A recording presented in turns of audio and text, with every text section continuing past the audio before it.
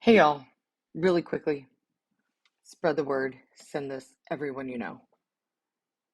To our 6 old faithful subscribers. Make your family subscribe. Just turn off notifications. We're trying to change platforms to YouTube Live. We want to do it live because we're a little bit over the fakeness of AI. And we want you guys to see us fail in real time and, just face plant like we normally do. It's cool. We have a barrier to entry though, and that is 50 subscribers on our YouTube channel. We're at 35. Send, share, just click. Link will be in show notes. Thank you kindly. Good morning. Good morning. It is such not a good morning. No sleep last night? Oh, it was just a battle. And it's I love not those days. it's not because I wasn't tired. Like, yesterday was kind of a shit show. So it's Yeah. probably just my brain, processing and all that. Anyway. Still working and processing. Yeah. Yeah. No, I get that. I have days like that. What we're going to play for you today is our interview with IndoctriNation podcast. And I will tell you, last week when it aired, so we have written the book, we're editing the book a little bit. We've submitted it to several publishers, but our story isn't completely out there. And I feel like when I did the interview and it aired, it was finally out there and my brain could not shut off. So it'd be last Wednesday, the 26th or whatever, when it aired, 24th. I could not sleep as well. I literally broke down. I had like an emotional, I don't know. It was just like overwhelming feeling of emotions because that was the first time, and we've talked little bits on here on this podcast, but the first week was hard. And then when I listened to it yesterday, I did not have that same reaction. So I felt good about that. But it was just, I think that initial sharing so many intimate details of our story. So anyway. Yeah. Well, that's called exposure therapy. Yes. Yeah, we basically are gonna have we are gonna repost our guest debut on the IndoctriNation podcast with Rachel Bernstein. So that aired on, it's 2 separate weeks, part 1 and part 2. Part 1 was aired on IndoctriNation podcast on April 26th. Part 2 was aired yesterday on May 1st. So we're going to be rerunning those interviews back on May 3rd, which will be our Fridays, right? Our normal May 3rd and May 17th. So we're just doing a short little blip to let you know that that's what's going on for the next couple weeks.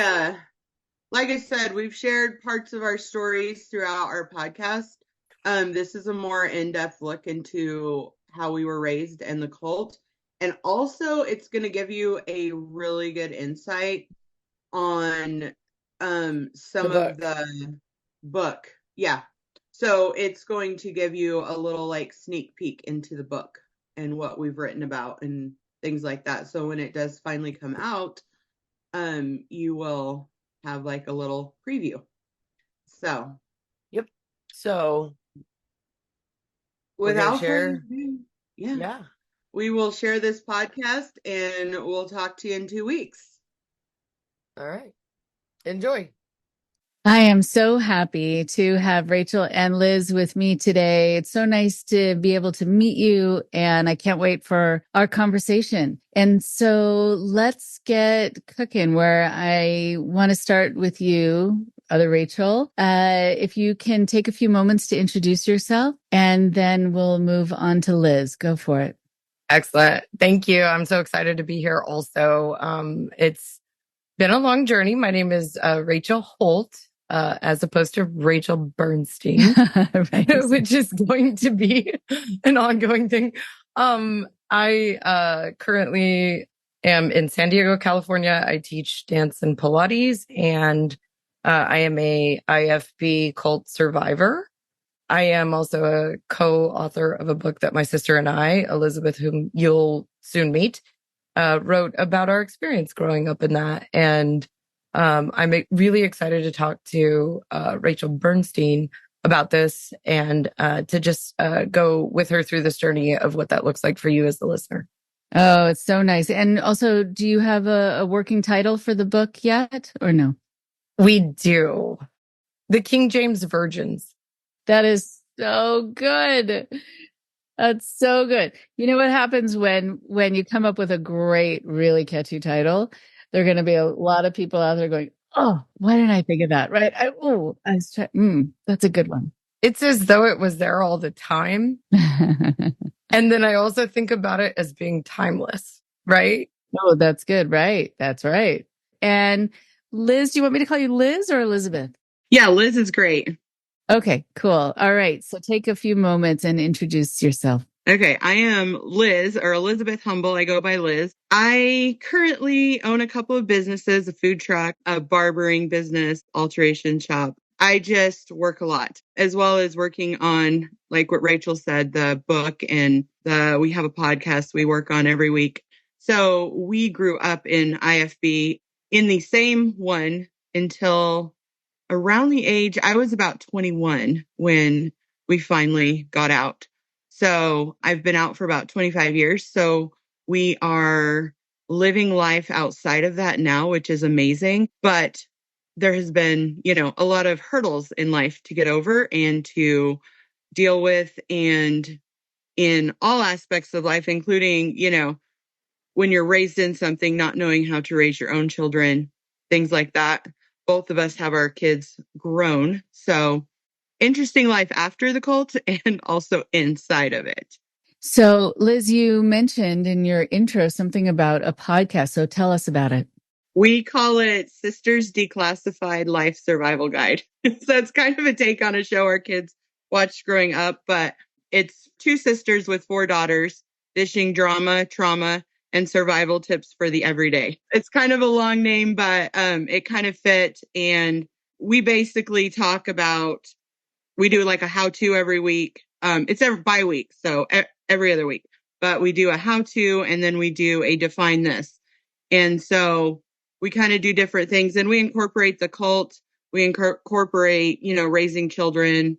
It's basically like listening in on a conversation with me and my sister. So talking about random things, but also, just how to live every day, because there's so many challenges we face all the time. Right. Right. So I'm making a note to come back to this idea of raising kids and, being raised in a different tradition that's going to have very different views on child rearing, child development. Actually, usually there are no views on child development, but there is a lot about. What is that? Right. Exactly. Yeah. There's just a lot of rules that are not connected to what is natural to expect at each stage of development, and also without a sensitivity about not only what's possible, but what's healthy. It's totally devoid of all of those things. So I just want to make sure to get into that just as you became moms yourself. And I know, Rachel, you were going to mention something as Liz was talking about the podcast. Oh, I was just going to expand on the podcast. That it really came out of an idea that we want the whole reason for basically 25 years out, coming out and doing something like this. I will reiterate the fact that it took us about 25 years to really be able to go to this place where we're able to talk about it and to write about it and to work through all of the things, because our podcast, if we would have started this 20 years ago, and we would have recorded our phone conversations between the two of us as we co-raise daughters. And we call them roommates 1 through 4. So Liz has 3 and I have 1. So mine's the youngest. Liz's first was the eldest. So it's roommate 1 through 4. We call them our roommates because we don't want to use their names all the time and, deluge them in this therapeutic experiment that we have going on. But the whole reason that we started that, the reason we wrote the book, the reason that we're here today with you and that podcast is a thing is because we know we're not the only ones. And that the experience that we had with raising daughters and going out of this, world viewpoint, which actually we had no idea what was out there. We had no idea how to do it or how to raise our kids, but we had each other. And that was a really, really critical thing. Whereas had we been solo siblings, it would have been a very different thing. But also the interest or the idea that we had is, okay, well, had we recorded our phone conversations 20 years ago, we would have had a book, we would have had a feature film, we would have had spin-offs, we would have had a TV series. It would have been a whole thing because our phone conversations are just real. They're what's going on in our life right now and how we're dealing with it and how we manage to deal with the life that we had, the life that we left, and then the life that we're now living and trying to hurdle all of these monumental tasks at the moment, but then how we dealt with them and we talk through them as sisters and as both cult survivors, but then also as females, mothers, women, wife. Liz is a wife and dealing with all that. So it's a, cacophony of everything that we are and who we want to be. And then also the dirty, nitty gritty nuts and bolts of getting through these things on a daily basis. And that was the point, is to sort of be, an inspiration. I mean, people are going to dip in and just listen to it out of pure voyeurism, but that was the goal, is to try and reach out to those who also have gone through this, or it could be a similar experience. It could be another trauma, something else.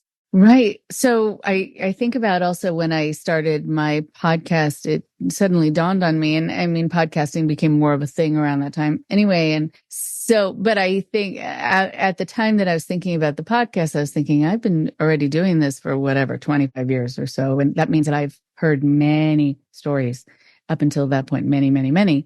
And I had that thought over and over of someone else should be learning from this. Like, this shouldn't just be something that people are sharing with me in my office. I mean, even though that is the point of therapy and I'm going to help them, but still, these points are really important, I think, for the public to know. And also for people's healing, sometimes just coming forward with their story and putting it into words, feeling brave to tell it, not feeling like they have to keep the secrets of the place anymore or the secrets of a perpetrator anymore, because they don't deserve that, right? I think it was sort of a win-win, like the public got educated and people also were able to feel empowered by being able to talk. You mentioned that it took a long time to start putting the thoughts together for a book or thinking about a book. And I'm curious, before we even get into your story, just about that delay. And also, I just want to add this caveat, which is that not everyone needs to tell their story. It's okay. And some people have contacted me almost apologetically, like, don't think I'll ever be ready. It isn't something you have to do. It's only really if you feel like you want to. I like that point a lot. It's actually what drove us to this, or at least myself, and Liz can speak for herself also. For years, everyone's told us, you need to write a book, right? When they hear our stories. And one of the probably smartest people I know said that you can't write until you have to. And for Liz and I both, because our daughters are relatively close in age, so we were both sort of empty nesters around the same time.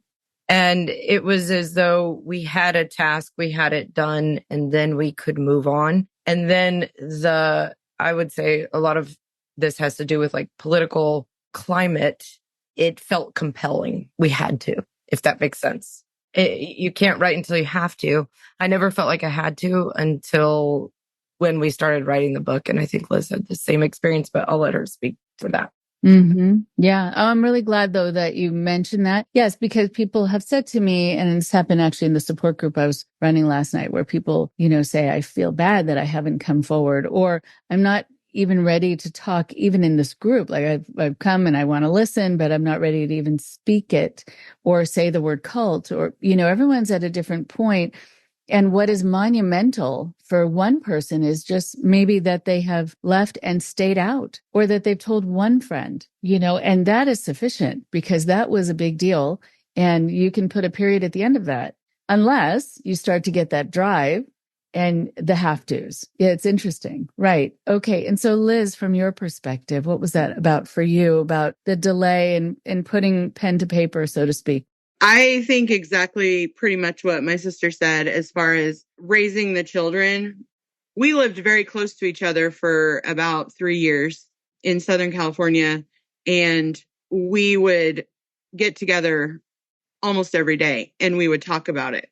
And we were like, we need to do this. We need to do this. But there was always, and I don't want to say that our kids were the reason we did it, but that was more important at the time, to just try and do that, because I don't think, honestly, I could have mentally handled writing the book, because it was extremely therapeutic for me. I haven't had traditional therapy like Rachel has. And so for me, writing it was the first time I had actually wrote a lot of that stuff down and put it out there. So as soon as I wrote it down, it was very therapeutic. But I think if I would have tried to do that while I was raising my kids, it would have been traumatic. And I don't feel like I'm done raising my kids. They're grown and out of the house, but they're still, still need mom. But it's a whole different story when you're not there with them on the daily, and you have more time and headspace to focus on that and even concentrate on what you want to actually put on paper. So right. And I think that's really beautifully said, though, about being able to check in with yourself and think, is this the right time?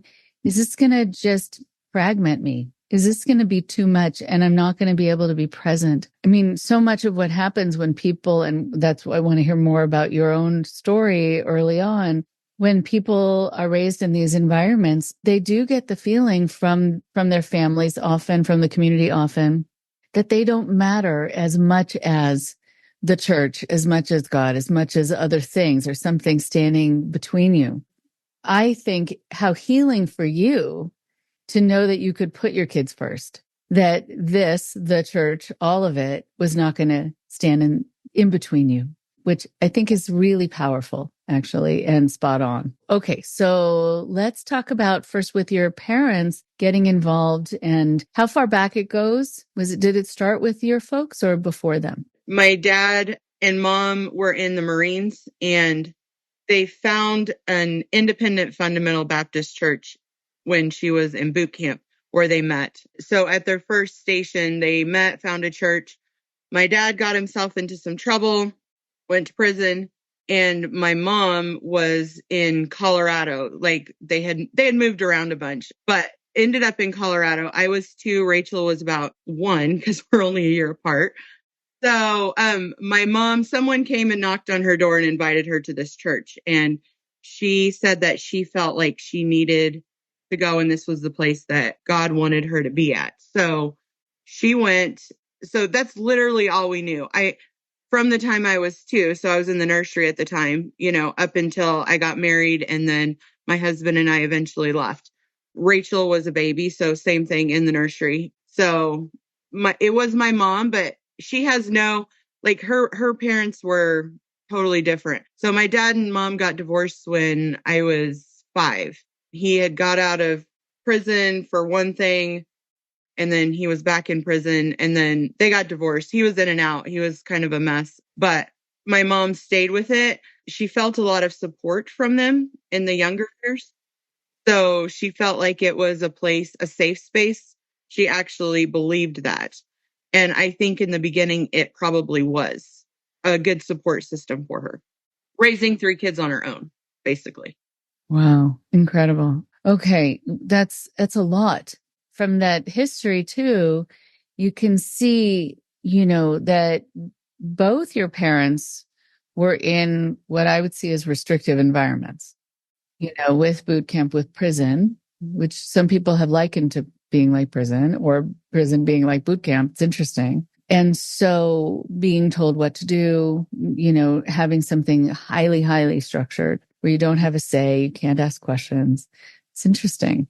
Okay. Yeah, go ahead, Rachel. You want to add to that? So I'll bring into that because it is psychology. It is the cult. It is what we're dealing with in terms of a lot of things right now. And this is another reason why Liz and I both felt we had to speak now, is because we've seen this before. We know this pattern. It's not rocket science. So my mother left her restrictive parents and that environment to go to a more restrictive environment, which she felt safe in. My father was abused horribly as a child, and then also found the same thing, right? But they again repeat the pattern of abuse. My mother has never felt safe without that structure, without someone having that control over her life where she didn't have to make decisions. And that's almost like a developmental retardation. And I use that in the exact word or meaning that it's meant to be. It's that you don't have the skills or the toolkit to actually make decisions on your own. Therefore, you're going to let, right? There's a permission structure there, allowing someone to take over. And I think that was part of it, where my mom was so overwhelmed with 3 kids by herself as a single parent, that made sense for her to have the structure, to have, a surrounding community that helped her make the decisions without having to do them all on her own. And that's a repetitive pattern of behavior. And Liz and I both, in our very different ways, made very sure that we did not raise our kids that way. And, in very differences, we were very, and I think this is common. You try and not create the same environment you were raised in. And to our dismay or not, that's how it works. And of course we choose, varied paths, and they're all different. And I don't think any of them are wrong. But I do think the important part is that we recognize where we come from. And then also we're able to go, okay, that's not the right path. We shouldn't be there. And then how do we change it, or how do we correct it? And healing, yourself is a big part of that. And that, I think, for both of us was a wake up call to go, okay, we have priorities now. We have to fix ourselves, to move forward. So Liz's telling of the origin story, if you will, is also a reflection back on what we lost in terms of that. And then also what we knew we lost and then had to regain with our second generation, our kids. Okay. My goodness. Right. So when you were talking about a structure that answers the questions or just keeps you from being able to ask any, what is really interesting too is the amount of inherent gaslighting that's in that you learn that you can't make decisions, right? Or you shouldn't. Because if left up to you, you would make the wrong ones, right? Like who, according to whom? And a lot of times the advice that you get in these places is so off, but you listen to it anyway. And people often will say, once I could shed myself of thinking I had to defer to the other person to tell me what to do, or to the leadership, or to my disciple, or whomever, whatever the role was, or whatever the title was, I realized that I actually heard this last night, their advice sucked was actually the phrase, but I had to follow it. But I just thought, well, even if theirs might suck, so to speak, mine is going to be worse. Well, no, not necessarily, because yours is going to be intuitive, and yours is going to be checking in with you, and it's going to be reading the room, and it's going to be filled with a lot of things that someone else sitting in an office or whatever who doesn't really know you is not going to be able to have insight about. But gaining the confidence to say, I get to decide something, and not only do I get to, but I'm able, is a huge leap. I think people don't realize what a monumental leap that is, and how nerve-wracking it is also, especially if you make a decision and it turned out to not be the right one, to just be able to say whoops and not, well, then that's it. I learned my lesson. I'm never going to make a decision again, but just really to have it be a whoops, because the most of the world outside is going to treat it that way, that it's a whoops. And often in these kinds of restrictive environments, if you make a mistake, well, then that's it. That just proves something lifelong about you. I mean, there's so much risk from making a mistake. Rachel, you bring up exactly what Liz and I just talked about actually on our other podcast, because we're talking about the fact that even social media is a restrictive environment, particularly for younger kids. Their like buttons are their whole world. So they're encapsulated and restricted within this like button, and they're afraid to fail. And you can't be. And we just got over describing this like fear of failure. And it's in the public realm, but Liz and I, that's what, like with our phone conversations, we ultimately figured out we could fail and fall flat on our face every single time, parenting wise, life wise, making decisions, but we had each other. And that was really, really, the tie that binds for us in terms of that. And our mom still struggles with it. I didn't mean to bring this up, Liz, but I'm like, oh my God, she's talking about mom. Right? Because it's a fear of making a poor choice. And it's like, but that's also a choice. Yeah, right. Exactly. It's also a choice. And you learn that you can deal with the consequences. And you also can learn that in the world outside, the consequences are not so severe or swift. And it's not a damnation of you and your sense of agency. I know raising my kids to be strong, to be individuals, still needing to be respectful, but being able to voice what's on their mind. Sometimes it's a little hard because I would say something and they'd say, or we could look at it like this. And they were kind of right. So I would joke, I'd be like, oh, damn it. Like you're so, okay, let's start this again. The scene of me being a really wise parent, take two. And then I would just quote them to them. So, you can try to make it funny. But Liz, what are your thoughts about this? I definitely think my kids do have a hard time making decisions. I have fallen flat on my face a million times. My kids have seen me fall flat on my face. I'm just going to interject for comedy, both literally and physically. Okay. Yeah, I'm kind of a clumsy person. So yeah, literally, you're right. In the charmingest of ways. Okay, gotcha. I tried to let them make decisions as they were growing up because all of our decisions were taken away from us. We didn't get to choose, if we were going to do something or not. We lived in such a world where it was, these are the rules, you follow them, and these are the consequences. And sometimes the consequences were more extreme than others.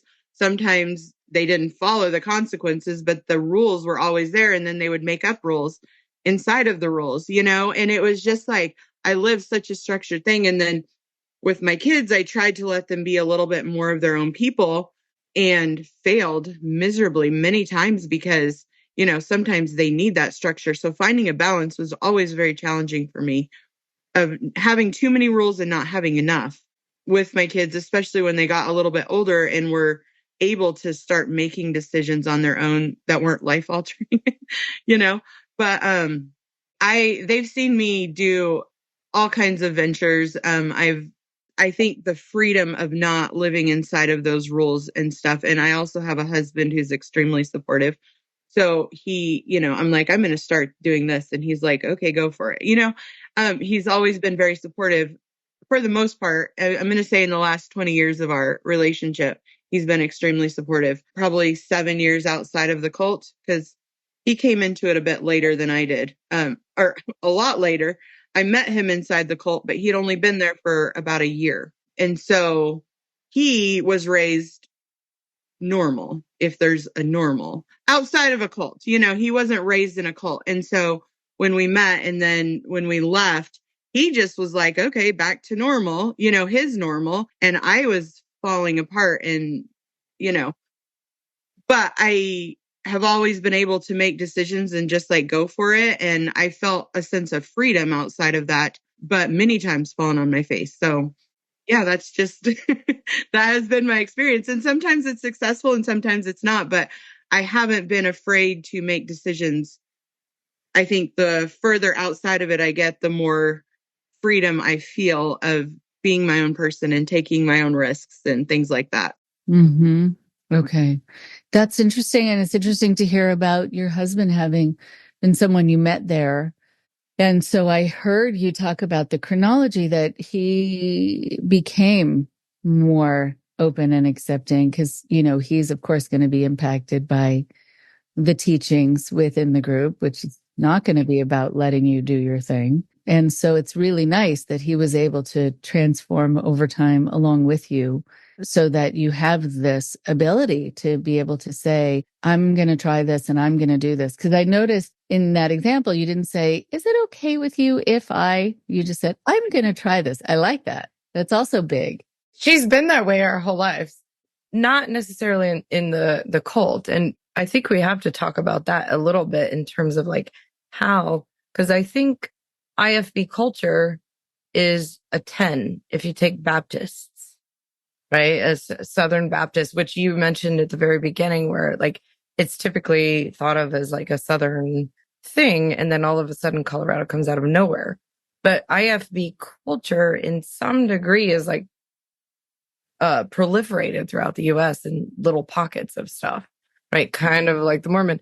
And if you take IFB culture and then you kick it up 4 notches, 5 notches, that's where we were in terms of our thing. So it was very like for her husband, Liz's husband, it was a huge change. But remember that his brother at that time was kind of impacted by that. He was like, wow, you've changed your whole world around. And he like turned his life around based on this. So Liz's husband, and by the way, she got lucky. Of anyone I know that should get lucky about this, Liz deserves to be lucky with finding a good man and how willing and loving and caring he's been with her throughout this whole journey, because it's been a journey. And it's really important to me that she's taken care of. And I'm so glad that she got lucky in terms of finding this man for her, because she got married a virgin. She had a honeymoon baby, and she had 3 babies in 4 years, 4 or 5 years, 3 babies in 5 years.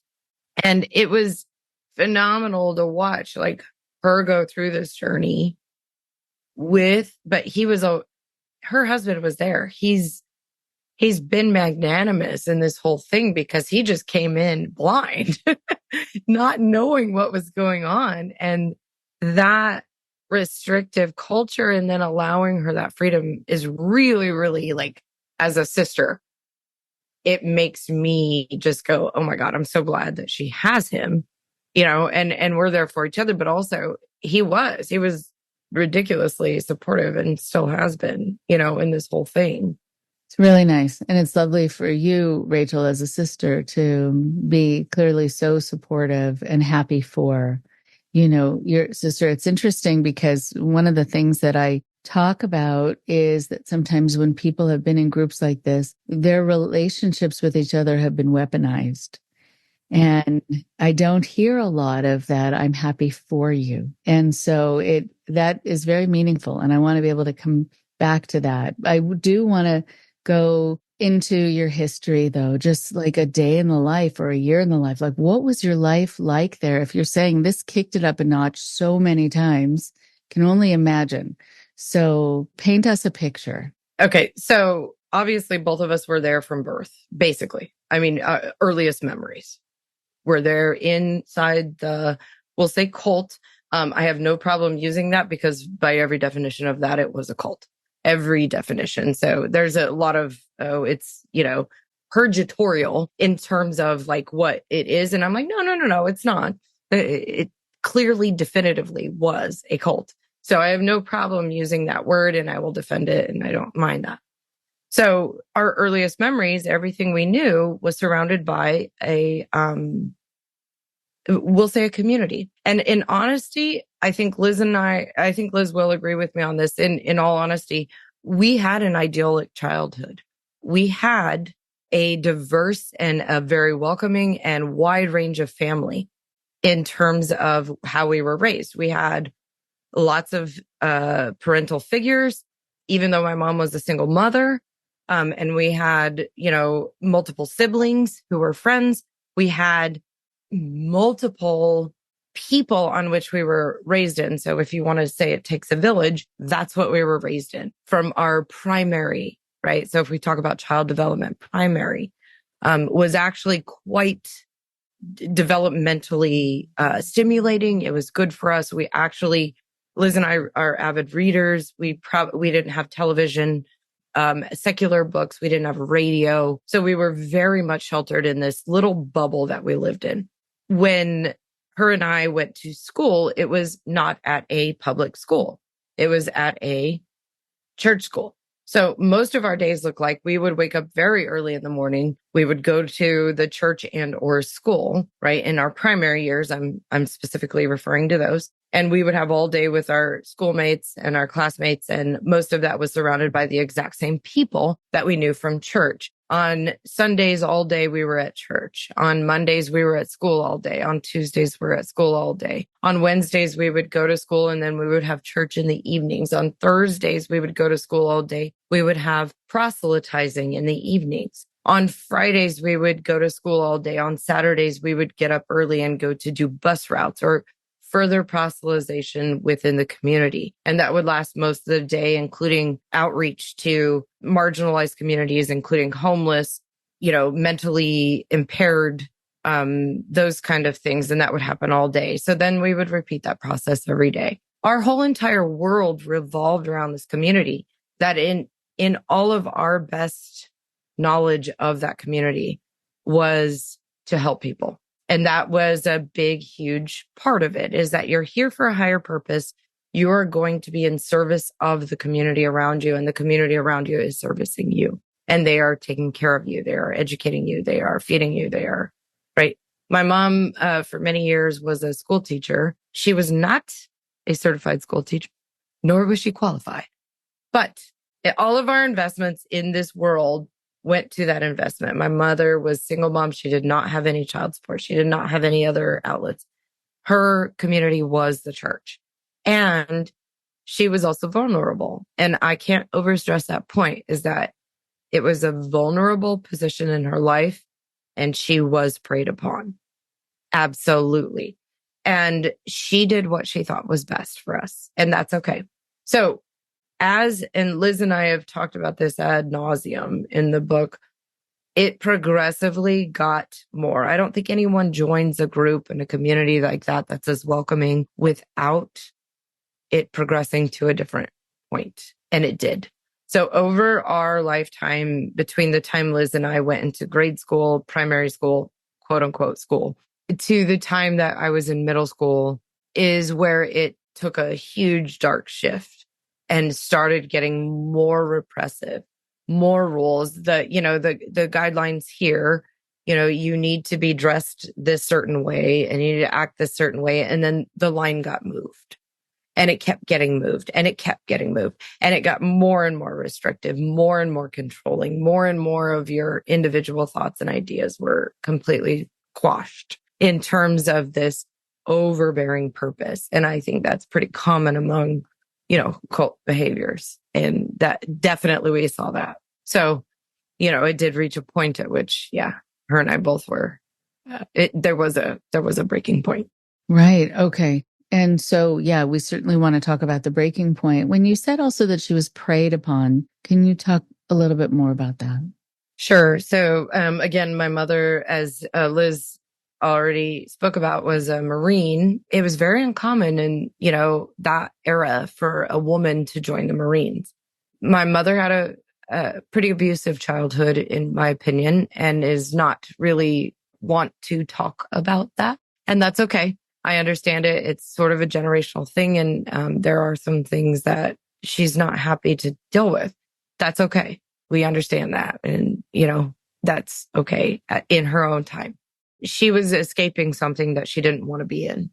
She met my father, who was not a father. He was just a sperm donor, as we lovingly refer to him. The story of which his death is also a long one. She was in need of someone or something to save her. She had 3 young children. She was a single mother with absolutely no life skills to which she could rely on to support and or provide for her children and her family. And someone knocking at her door, inviting the community in which she so craved, was exactly what she needed, and also what they, and I say they in terms of the cult, were looking for.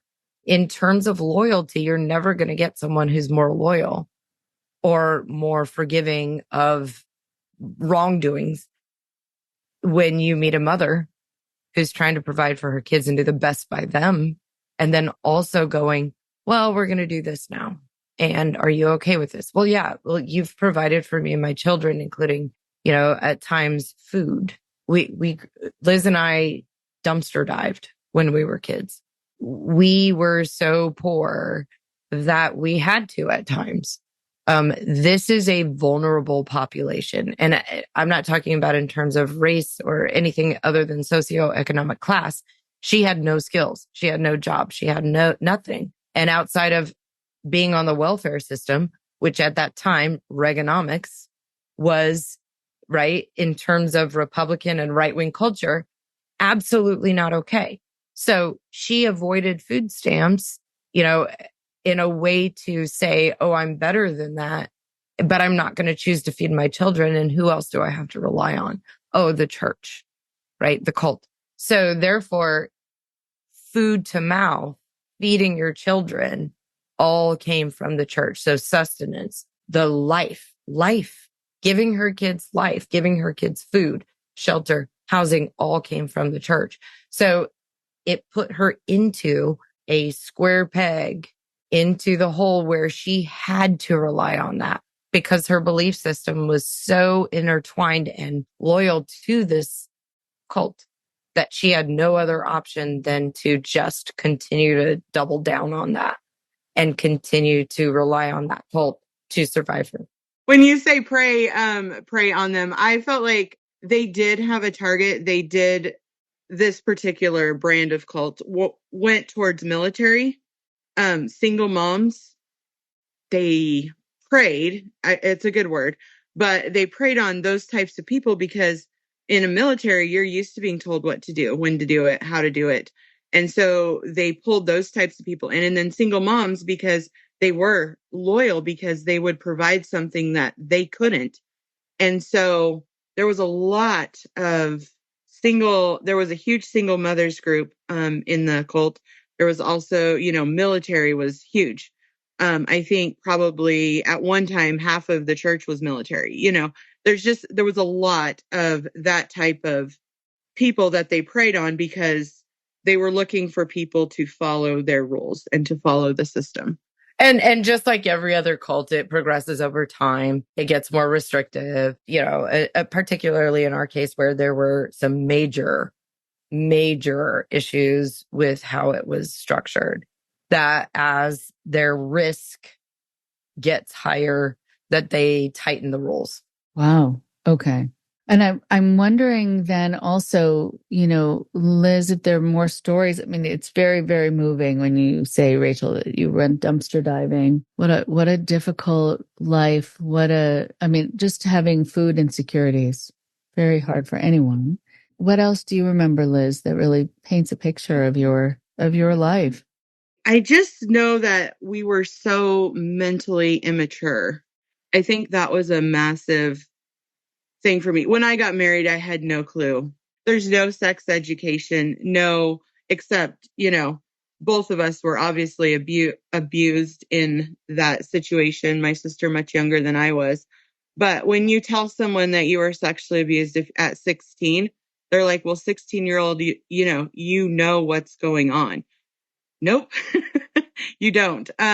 In that type of environment where everything is so restricted and so, you go by these rules and you follow this and these leaders are like God and, you do everything they say. And then when one of them breaks your trust and, abuses you sexually, emotionally, all of the things, you just go with it. And then you have no idea. I mean, I thought for years that I had done something wrong when I was 16, because that's how I was made to feel and that's how I felt. And, didn't even deal with it until several years ago because it's something that I thought that was my fault. But they make you feel so guilty. I think that I live with guilt now continuously. I have a major guilt factor. I have a guilt factor with my kids. Anything they bring up that happened when they were growing up or something and, that I did wrong. It's like something that's like painfully, but they drilled in us this guilt that we had to follow these things. And if you did anything outside of that, the guilt was just something that was ingrained in us. And so I feel that I really had a hard time overcoming that because they just, when you're drilled it for 20 years, it's hard to get that out of your system. Well, it's not even just 20 years. It's your whole life. Yeah. Up until that point. Yeah. For sure. Yeah. So, Liz, you were telling a story, and I want to make sure to honor some of these experiences that I know are not easy to talk about, but they really help the people listening understand what was so difficult, what also was part of the crux of what you needed to heal from after leaving. So what else would you like us to know about what you went through? In terms of the sexual abuse, I will say that, from the pulpit, from school, from everywhere, there's these leaders screaming at you about how you need to keep yourself pure and how you need to not touch a boy. We couldn't have a phone conversation with a boy, couldn't go on a date. You couldn't do any of these things. And then you have a leader that puts you in these vulnerable positions. And there's absolutely the word grooming applies here because, we didn't have a dad. So there was this guy that was, making me feel like I could trust him, like I could rely on him, like he was there to help me, and then do all of these nice, kind gestures and, just different things that he would say, compliments and things like that. And then eventually start the abuse. And I had no idea how to handle it. I literally thought also, I'm the only one this is happening to, at the time. And so I can't say a word. And he said, you can't tell my wife this is going on. And because, he made me feel like I caused this to happen. And so, I'm living with this. I lived with it for over 20 years before I started dealing with it because I still felt guilt over it. So that is one of the hardest things that I have ever had to get over. I think, like Rachel and I talked about earlier, writing the book and writing all of it down, and actually wrote out the whole experience. I wrote out everything, and it was so therapeutic for me just to put it on paper. I've kept a journal. I journal. My sister is a very large component of therapy. I had some extremely messed up situations in the Holt with therapy, which they call it counseling with the leader. And so for me, that was off the table for years because he, the leader that I was giving me counseling, was so inappropriate and so made me so uncomfortable. And it was not a good place for me to be. So I had a lot of issues trusting somebody to be a counselor or a therapist or anything like that because of how many years of counseling I had inside the cult that were so negative and so bad. And, I would leave in tears and just thinking there was something wrong with me. And it was never a good experience, but you were not allowed to see a secular psychiatrist or a, counselor or anything like that. The leaders were your counselors and those were who you talked to, but you couldn't tell them anything without being judged or being screamed at from the pulpit. They would lay everything out there, what you told them. So there was no trust. And so I think that has been tough for me to just trust a therapist. I've tried to do it a couple times. I find that journaling is been one of the best things. And also my sister and my husband are also my people. So, talking to them and, getting it out there like that has been very helpful for me. So that's how that's pretty much how I've overcome it. I have not overcome all of it, but I have been able to function, I feel like, in a way that is productive and that it's not in my mind 24/7. Okay, I'm really glad to hear that. And I think if you don't mind taking a few moments and talking about the therapy, when you're saying that it was making you really uncomfortable, a lot of people have said that too, that they're really nervous about coming to therapy with me because of their experiences in their church or whatever they were in. And also with group therapy, people are nervous because they've been called on the carpet in front of a group. That was a kind of set up for shaming. And so there are people also said that I've met with a counselor who just told me how I was the cause of my abuse. And they also asked for lots of details. And I felt like they were kind of getting turned on by the things I was saying. Like it just felt wrong on so many levels. I'm wondering what felt wrong to you about this. So I would go to ask for advice, or especially during my abuse, I went in a lot because I thought that I was doing something wrong and I needed to find out what was wrong with me that I would cause this man to do this to me. And I never said the words because I couldn't I couldn't tell him what was going on because it was a horrible sin. So I couldn't tell him what was going on, but I would go and talk to him and just tell him what's going on in my head outside of the abuse, but that I was feeling like I didn't belong there anymore. It was like I was uncomfortable being even in the church.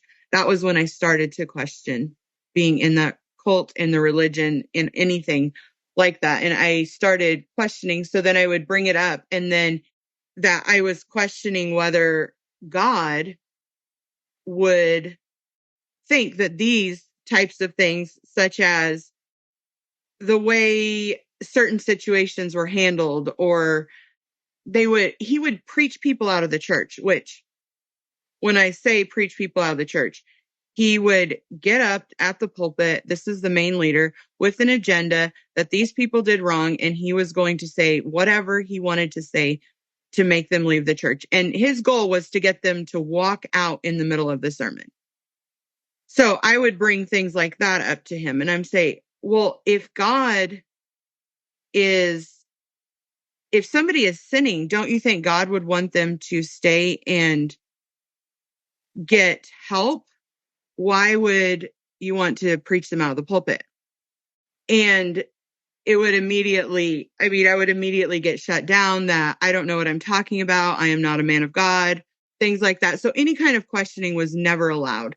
And when I did question, and I remember asking him one time, this is how naive I was, how I would know if I was a virgin, because you were not supposed to get married until you're a virgin. And I got asked questions like, do you masturbate? Like super uncomfortable questions like this from somebody who is, in my opinion, a man of God. And it would freak me out. And he would go into specifics of these things, of what I did. And at this time, I was just like so embarrassed. I didn't even know what the word meant. There was just so many uncomfortable conversations like that made me think that I could not trust him any longer. And I eventually quit going. And then, going outside of that, I don't even know how you start has been my thought. How do you even start talking to somebody about your experiences that doesn't understand? Because I feel like if you don't grow up in that situation, it's very hard to explain. It really is. And there are people who will come to see me who will say, I already met with a number of therapists where I felt like they just didn't understand, or they weren't open to learning more about it, or they just kept changing the subject, and because that's not what they learned in school.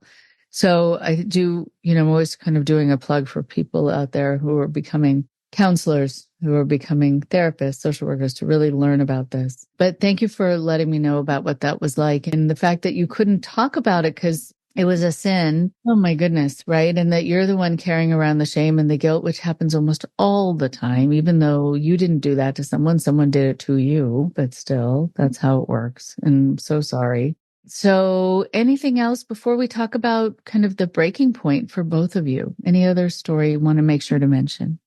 I think Rachel's story of her abuse kind of leads to the breaking point. So that might be good for her to share a little bit of. I know that her experience was the cause of the breaking point of when we left. All right. So then do you feel comfortable getting into that, Rachel, for a bit? Oh yeah. Oh yeah. As opposed to Liz, I had a very different version of therapy, and I'm always a fan. I'm always, not pushing people, but also suggesting that it's actually, a third party that is outside of Liz's experience with it is actually supposed to be trauma informed and a therapist who understands and knows what you're doing. But I won't disagree with her in the fact that there are very few and far between. And I will say that I have been in and out of therapy for since I left the cult. So that's been over 25 years.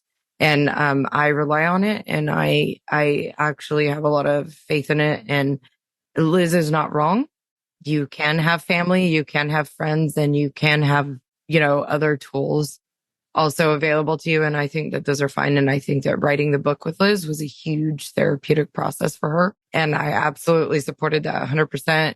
We had about probably a 4 to 6 month hiatus after writing that book, in which neither of us could really talk about it or look at it again. That is intentional, and that was intentional, and it took some time. And I think that writing is a form of therapy. So with that said, and I understand and know most of Liz's history about therapy, if we talk about my experience and leading up to the breaking point for when we left the cult, in 1999, my abuser was tried, convicted, and sentenced to 12 years in prison for sexually assaulting a minor. And that was with multiple accounts. He took a plea deal, which I was not actually comfortable taking. But at the time, I didn't have a voice for myself, and I couldn't speak up about that. And had I brothers, I would have been in the courtroom, and I would have faced him personally and been able to do that. I was not strong enough at the time, nor could I have probably done that.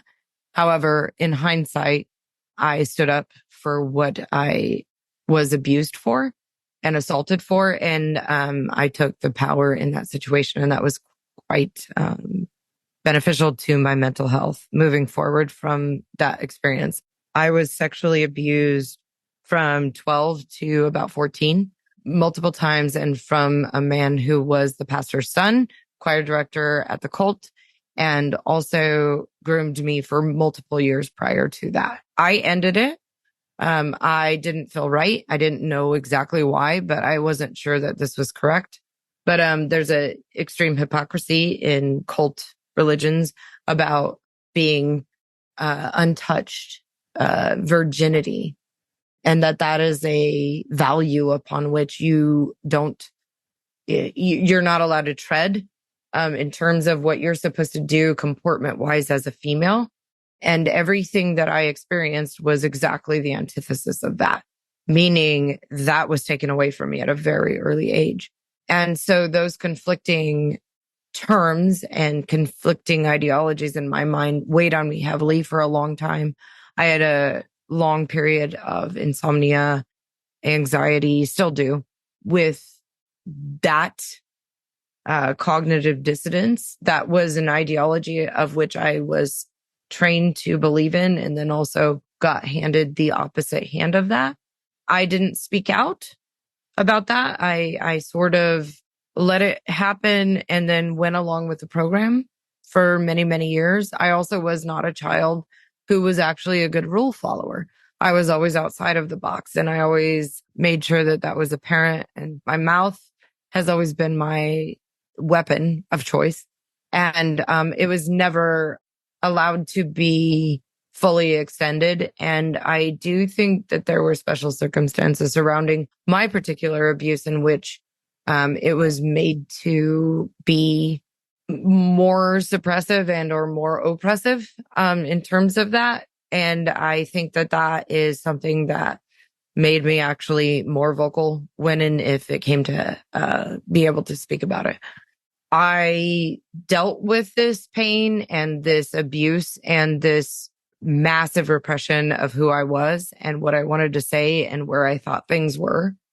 And it is a cognitive dissonance, living a life in which you know everything is wrong about it, and then also getting feedback from every person or entity in your life that is supposed to be the authority on this and understanding that they're absolutely wrong. So I dealt with that for many, many years. So by the time, 12 was the initial abuse. And then when I was 19, I had the opportunity, again, probably very calculated from the cult, to go and attend a parochial college in Hammond, Indiana, which is no surprise to anyone. And after returning from that foray into what is a different cult look like, I came home and knew exactly to Colorado and knew exactly what I had to do. And I had to leave. I had to get away from everything that I knew was oppressive and I knew was wrong. But now I had some traction. I had a little bit of a glimmer of hope in which to see that there was something else out there and that I knew that this was potentially wrong. And I didn't know how or why, but I knew in my gut that I had to get out. And I knew that that came along with some repercussions. And I knew that a lot of those were going to probably be losing my family, losing my friends, losing that community that I grew up in an idyllic childhood. And I knew that that was something that I would have to give up. And I had to get to the point at which I could allow that to happen. And I was slowly doing that as I got back. So it was 1998. And I was slowly getting back to that idea that, okay, if I do it gradually, if I don't show up for church on Sunday morning, if I don't show up to this event, if I slowly, gradually get myself out, I can kind of piecemeal the loss, the grief of losing all of that at some point. And then I had a breaking point. And that breaking point came when I saw the pattern of abuse. I'm going to let you take over in a minute, Liz, as far as the breaking point. I was slowly doing that gradual march to let's let this go. And how am I going to deal with that? So emotionally, physically, I had already kind of started that direction.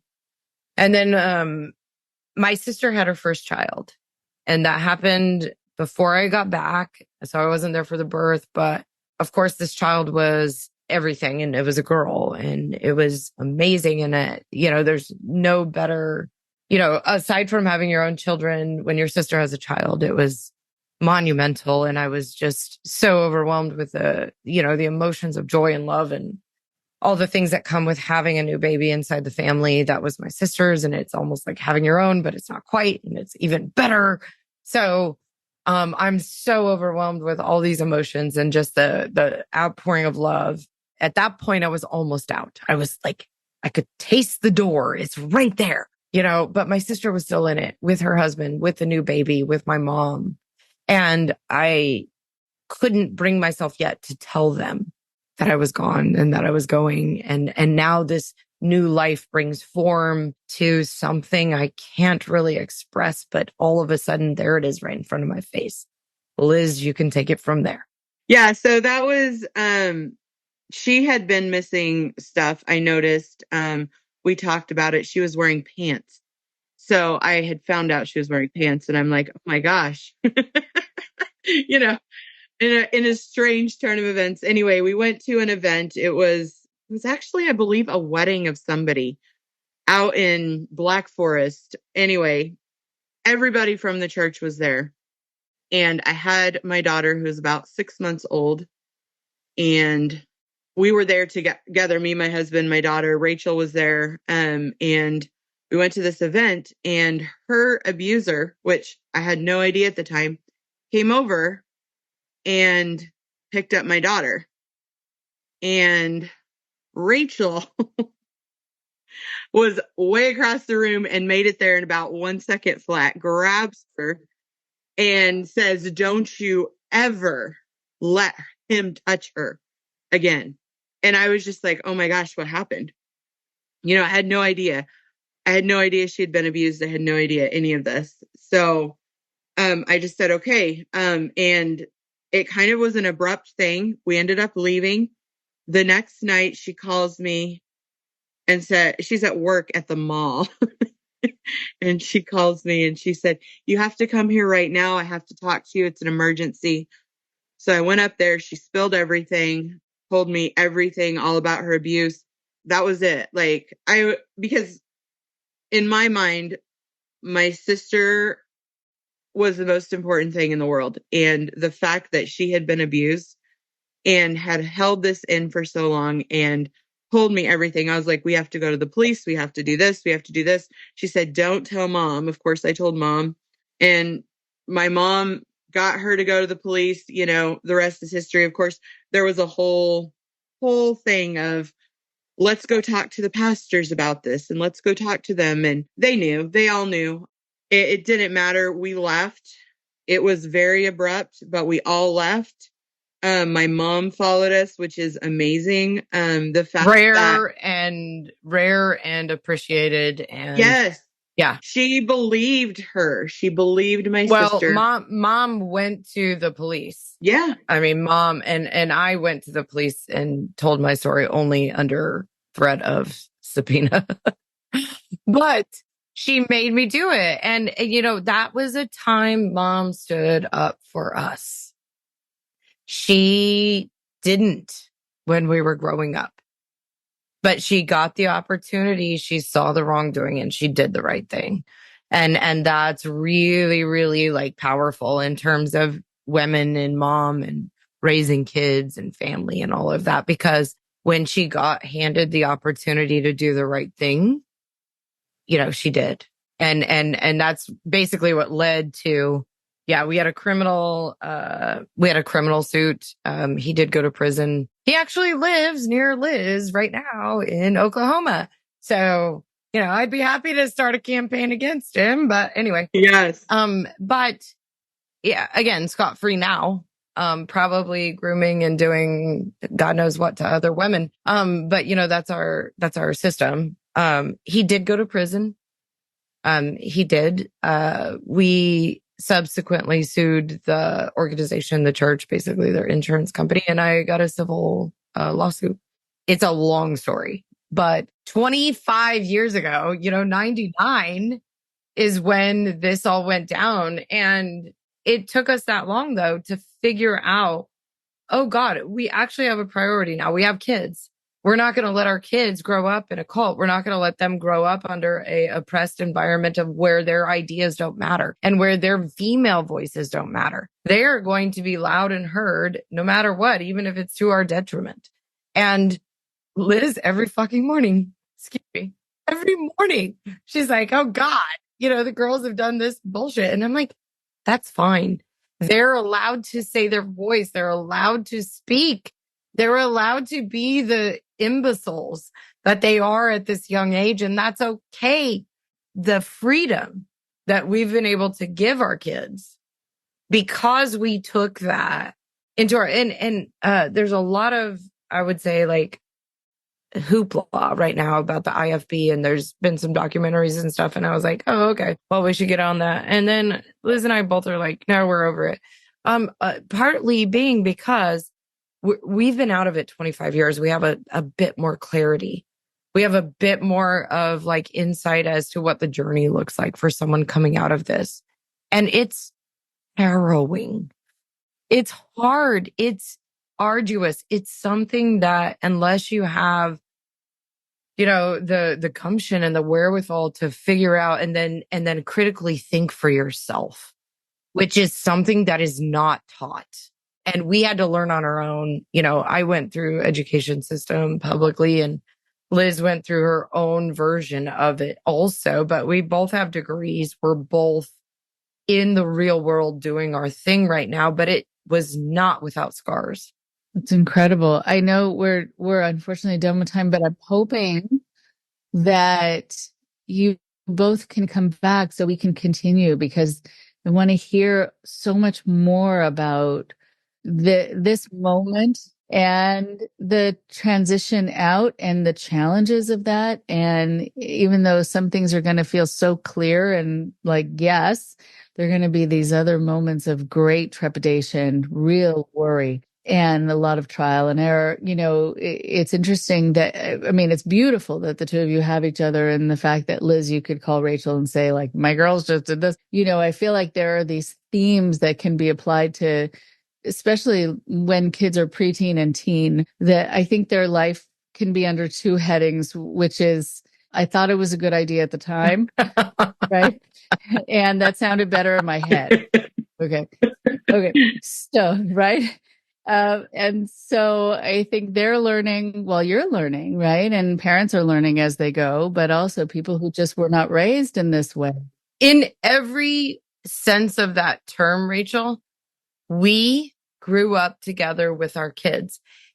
Absolutely, because like Liz iterated to earlier, she was abused at 16. She was not a 16-year-old at 16 because of the suppression of the cult. She was probably closer to 12, 13 developmentally.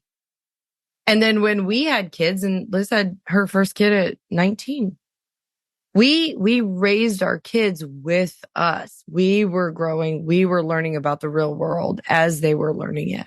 And that's a really nice thing. I mean, that takes a lot of really beautiful honesty and humility to be able to say that and to acknowledge that, and that you don't have to be the I know best parent, right? You know, kids need to know that their parents know some things beyond what they know, but you don't have to always know everything. And your process of learning is actually a great model for them to see that it is true that we are all kind of transitioning into being more able, having more wisdom as we go. So, yeah, so let's make sure to find another time to continue this conversation. And then also want to hear more about the book that you put together. So let's get that on the calendar. I am so happy to at least have started the conversation with both of you. And it's beautiful to see your relationship with each other and how strengthening it's been, and how much wisdom you share with our listeners. It's really very powerful. And your honesty, it's also really beautiful. Thank you so much for our conversation today. Thank you, Rachel. Thank you. In 1998, I was the whistleblower in a massive pedophilia case involving the Independent Fundamental Baptist Church, Cornerstone Baptist Church in Colorado Springs, Colorado. I was the lead key witness in a case that took down an entire network of child abusers. Charles D. Miller was sent to prison, and this was prior to the statute of limitations law being lifted in Colorado. In fact, shortly thereafter it was lifted, and he would have gotten life in prison. My sister and I wrote a book about what it was like growing up in the cult. We're looking for publishers. We are going to self-publish, but we need your help. If you know of anyone, hit us up. Contact info is in the show notes. Thank you kindly.